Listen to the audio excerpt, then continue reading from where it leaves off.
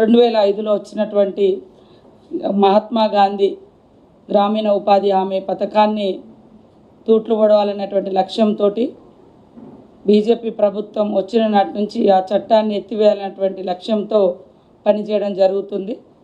ఆ క్రమంలోనే మరి గాంధీ గారి పేరు తీసేసి విబిజీ రామ్జీ అని కొత్త పథకాన్ని, కొత్త పేరును తీసుకొచ్చి ఇవాళ పేదల కడుపు కొట్టే విధంగా ఈ యొక్క పథకం రాబోతున్న దాన్ని మేము గతంలోనే అసెంబ్లీలో తీర్మానం చేసి పేరు మార్చడం కానీ, రాష్ట్రాల మీద బర్డెన్ వేసి మరి అంటే మన డబ్బులను కూడా ఎంత వేసుకోవాలని వాళ్ళు 40% మీరు ఇవ్వాలి అని ఏదైతే 40-60 రేషియో పెట్టడం జరిగిందో దాన్ని కూడా మేము గతంలో అసెంబ్లీలో వ్యతిరేకిస్తూ తీర్మానం చేసి పంపడం జరిగింది.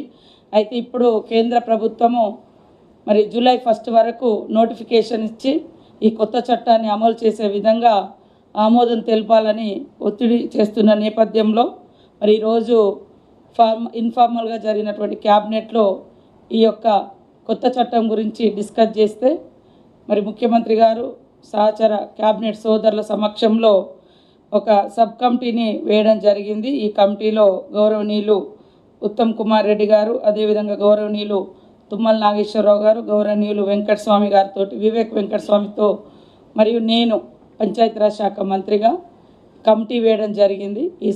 ఈ సబ్ కమిటీ ఆధ్వర్యంలో దేశంలో వివిధ రాష్ట్రాల్లో మరి ఆయా ప్రభుత్వాలు ఏ రకంగా ముందుకెళ్తున్నాయి, ఆ చట్టాన్ని ఆమోదించడం మూలంగా రాష్ట్రం మీద పడేటువంటి భారము ఇప్పటికే మనం చూస్తూ ఉన్నాం. మరి 2 ఫోటోలు క్యాప్చరింగ్ కూలీల గతంలో ఎప్పుడు కూడా ఫొటోస్ తీసే విధానం లేదు. క్రమక్రమంగా అంటే కూలీల సంఖ్యను తగ్గించే విధంగా గంటలు అక్కడ పనుల కాడ ఉండేటట్టుగా పోగానే ఒక ఫోటో తీయాలి, మళ్ళీ వచ్చేటప్పుడు ఒక ఫోటో తీయాలి. ఫోటోల కోసం కూడా చాలా ఇబ్బంది పడుతుంది. ఇట్లా ఒత్తిడి చేస్తూ ఉన్నారు. అయినప్పటికీ కూడా మన రాష్ట్రంలో మేము ఎప్పటికప్పుడు మరి జిల్లాల వారీగా మానిటరింగ్ చేస్తూ గత సంవత్సరం మొత్తం 7.5 కోట్ల పని దినాలు జరిగితే ఈ 2 నెలలలో మా పంచాయతీరాజ్ శాఖ కమిషనర్ గారు కానీ, సెక్రటరీ, మరి క్షేత్రస్థాయిలో ఫీల్డ్ అసిస్టెంట్లు, సంబంధిత ఎన్ఆర్జిఎస్ ఉద్యోగులందరూ కలిసి మరి కూలీలతో వాళ్ళను ఎప్పటికప్పుడు మోటివేషన్ చేసి 2.5 కోట్ల పని దినాలను ఈ 2.5 నెలల్లో కంప్లీట్ చేసుకోవడం జరిగింది. ఎందుకంటే కొత్త పథకం రావడంతో అన్ని పథకాలు కోతబడి మరి రాష్ట్ర బడ్జెట్ మీద తీవ్రమైనటువంటి ప్రభావం చూపబోతుంది. కాబట్టి దీన్ని నిరసిస్తూ ఒక లేఖ కూడా రాయాలనుకున్నాం కేంద్రం తీసుకొచ్చేటువంటి ఈ యొక్క జీరామ్జీ పథకం గురించి.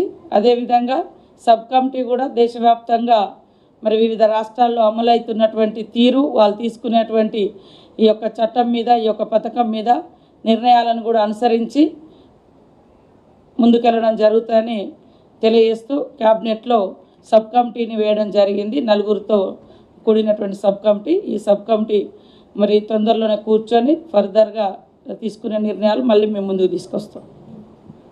పెద్దలు గౌరవనీయులు వ్యవసాయ శాఖ మంత్రి